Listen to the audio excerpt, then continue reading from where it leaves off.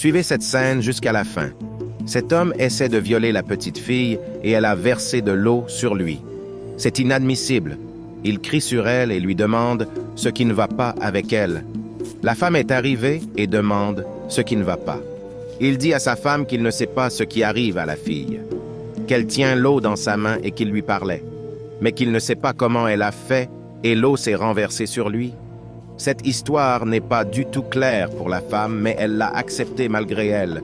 Il dit à la fille que ça ne fait rien. La femme demande à la fille de chercher un linge pour nettoyer l'eau. La femme pose des questions à la petite fille. Elle lui demande ce qui se passe dans la maison.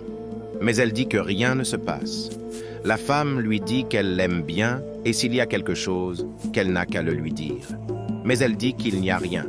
Et elle lui demande pourquoi elle a versé de l'eau sur son oncle et elle dit qu'il s'est glissé.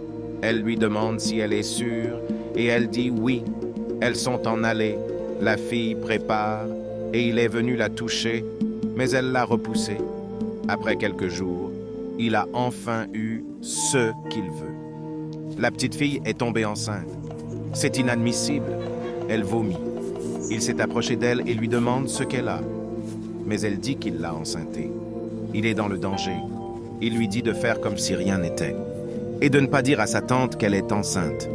Il lui dit, si elle ose de dire ça, qu'il va la chasser de la maison et qu'elle n'aura plus de nourriture.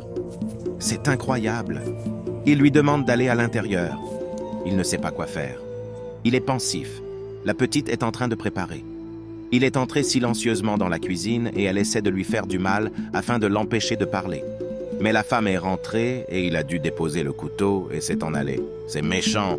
Abonnez-vous pour la suite.